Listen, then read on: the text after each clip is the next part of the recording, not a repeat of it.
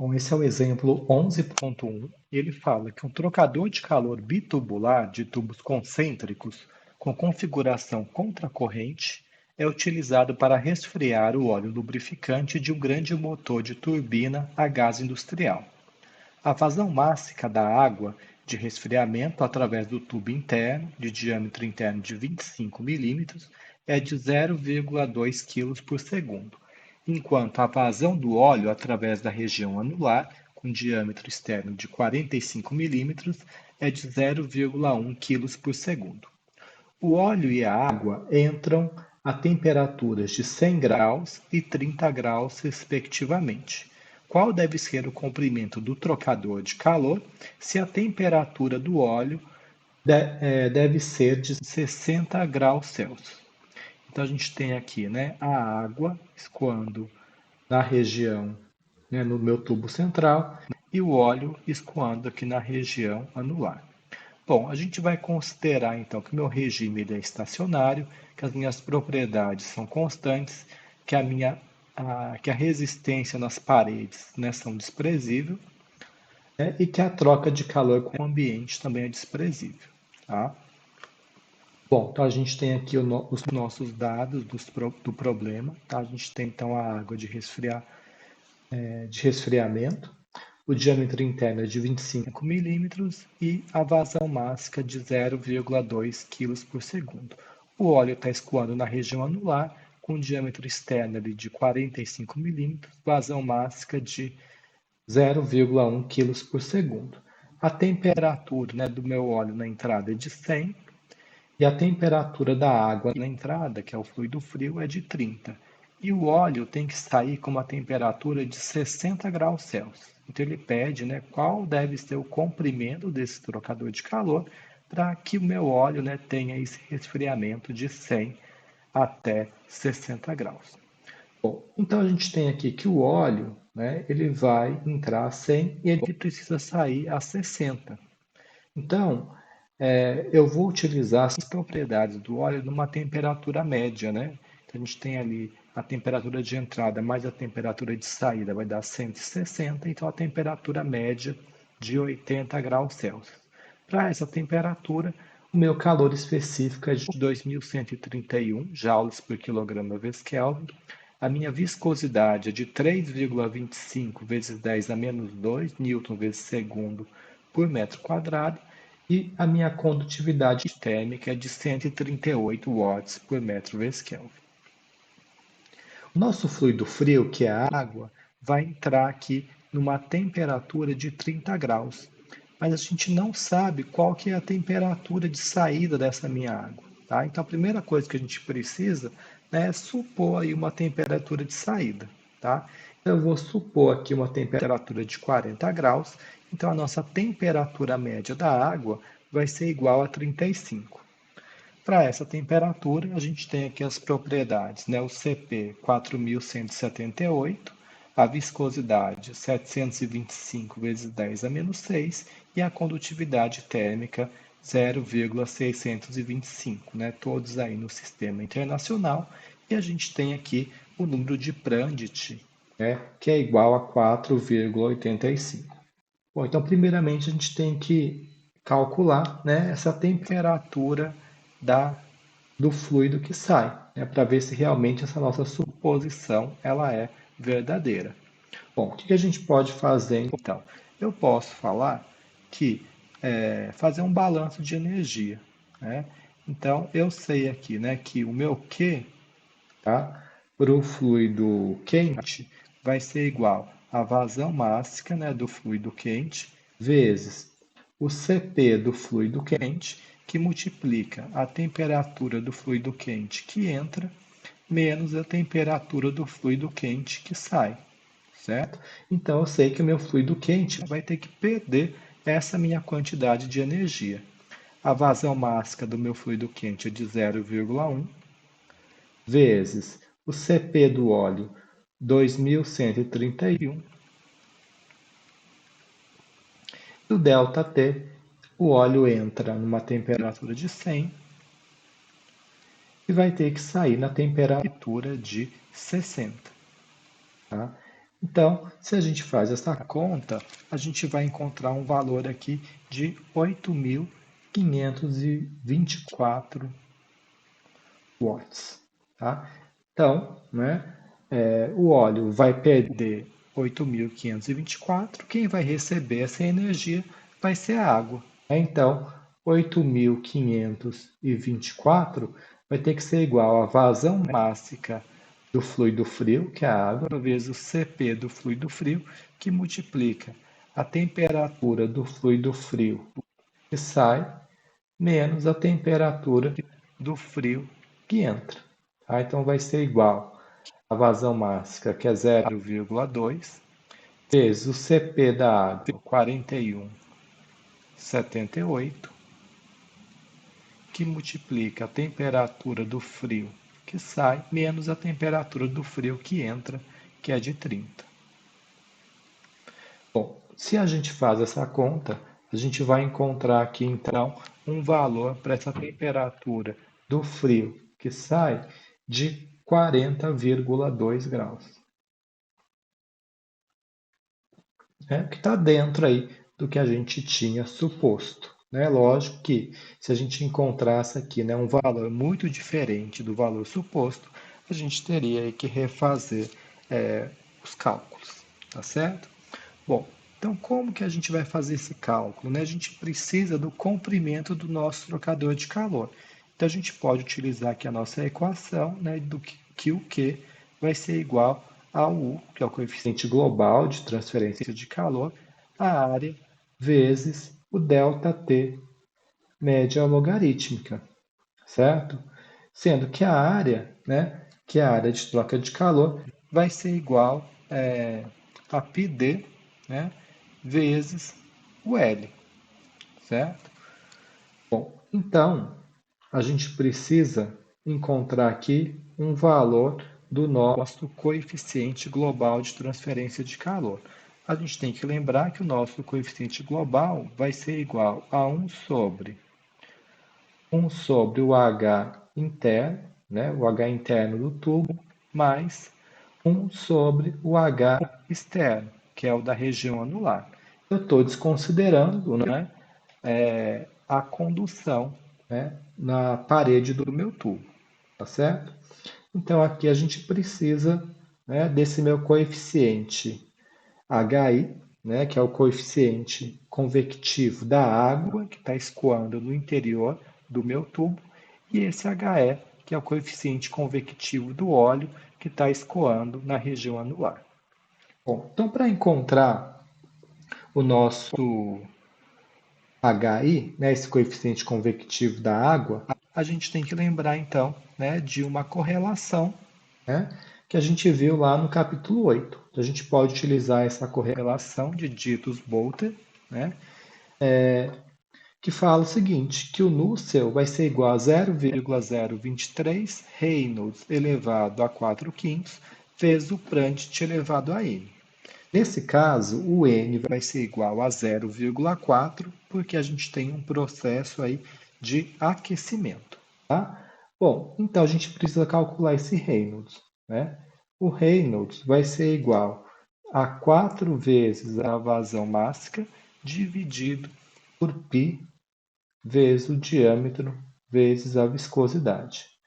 Então, o meu Reynolds vai ser igual a 4 vezes a vazão máxima da água, que é 0,2, dividido por π, vezes o diâmetro, que é de 25 milímetros, 0,025, vezes a viscosidade, que é 725, vezes 10 a menos 6. Então, a gente vai ter aqui um valor de Reynolds de 14.049,54. Tá? Então, esse é o valor de Reynolds. Então, deu turbulento, por isso que a gente vai utilizar a correlação aqui de Dietz-Bolte. Então, meu Nusselt ele vai ser igual a 0,023 vezes o Reynolds, 14.049,54, elevado a 4/5 vezes o Prandtl, que é 4,85, elevado a 0,4. Então, a gente vai encontrar aqui um Nusselt de 89,98. Tá? Então, encontrado aqui o valor de Nusselt, né, a gente sabe que o Nusselt ele é o HD sobre K. Né? Então, Nusselt é igual ao HD sobre K.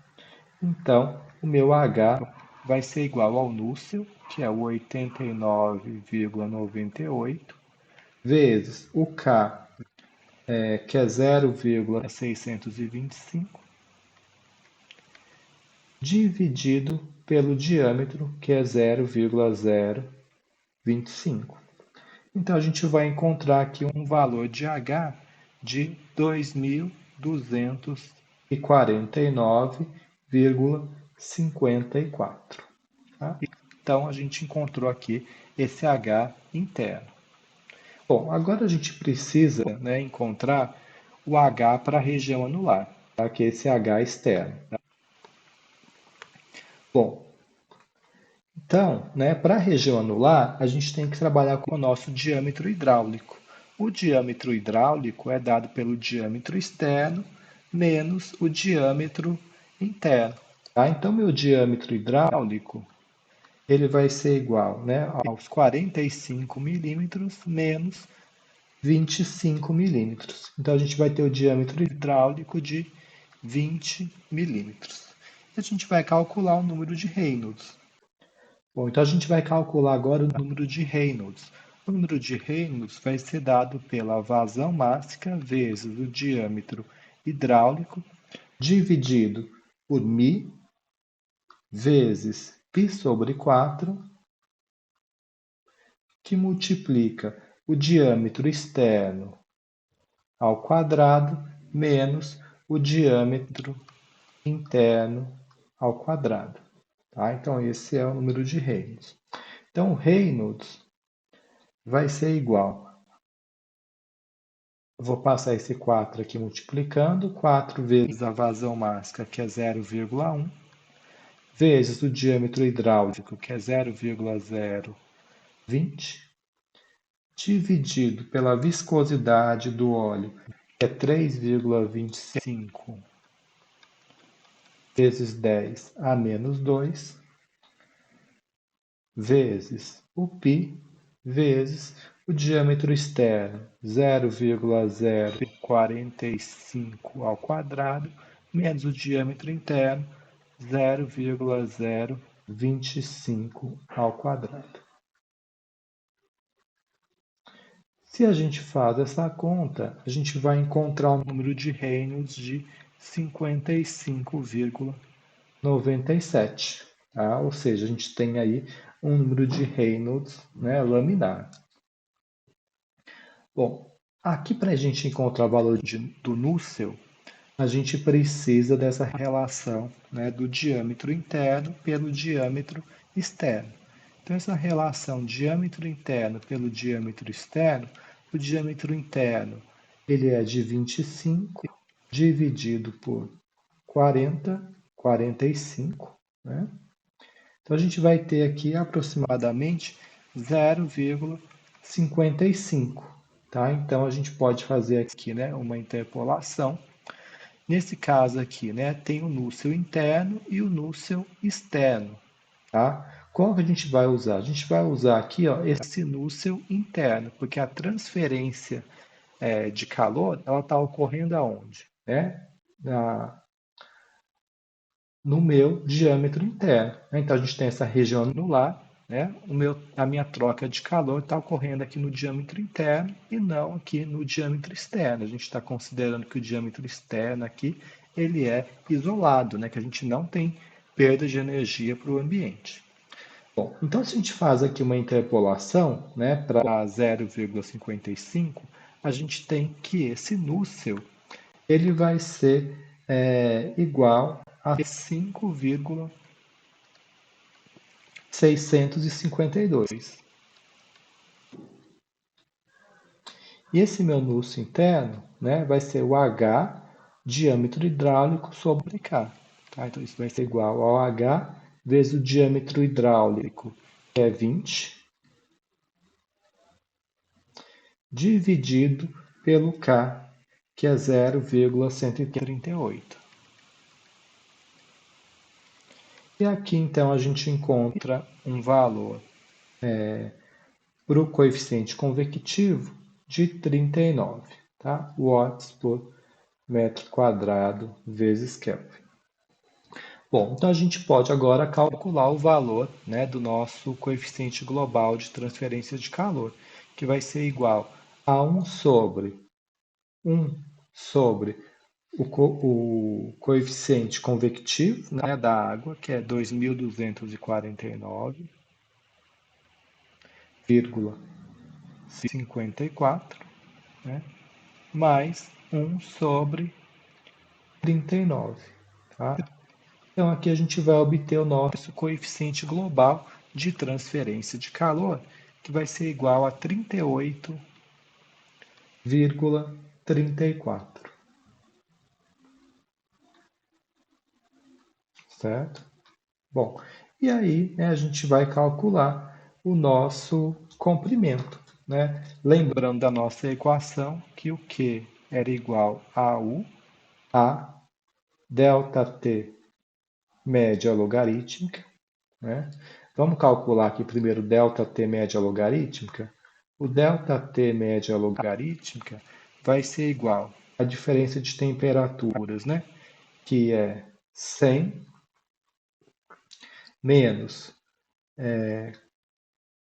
40,2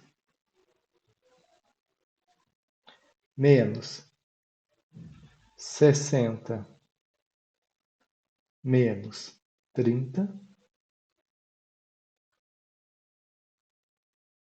dividido pelo ln de 100 menos 40,2 dividido por 60 menos 30. Tá certo? Se a gente faz essa conta, a gente vai encontrar aqui um ΔT média logarítmica de 43,2 graus Celsius. Tá? Bom, só para a gente lembrar um pouco, né, do ΔT média logarítmica, a gente tem aqui essa temperatura de 100 graus, que é a temperatura, né, do fluido quente do óleo que entra, e aqui a gente tem a temperatura do fluido frio que sai, né, porque a gente tem um trocador de calor em contracorrente. Né? Então, só para a gente lembrar aqui, ó, a nossa figura, a gente tem aqui, né, o fluido quente entrando, e aqui eu tenho um fluido frio saindo, certo? Então a gente tem que trabalhar com esses ΔTs. E aqui o fluido quente saindo e o fluido frio entrando, tá? Então, fluido quente, né, saindo, ele vai sair aqui numa temperatura de 60 graus e a água está entrando aqui na temperatura de 30. Tá? Então, dessa forma, a gente calculou o ΔT média logarítmica. Bom, então, o valor do Q, né, que a gente calculou, era de 8.524, vai ser igual ao valor de U, que é 38,34, vezes a área. A área de troca de calor é a área, né, do meu cilindro interno, certo? Então é o π vezes o diâmetro interno, que é 0,025 vezes o L, tá? Vezes o ΔT médio logarítmico, que é 43,2. Então, dessa forma, a gente vai encontrar o valor de L. E o L vai ser igual, então, a 65,52 metros. Tá? Então, esse é o comprimento, né, do nosso trocador. para que o óleo seja resfriado de 100 graus até 60 graus Celsius.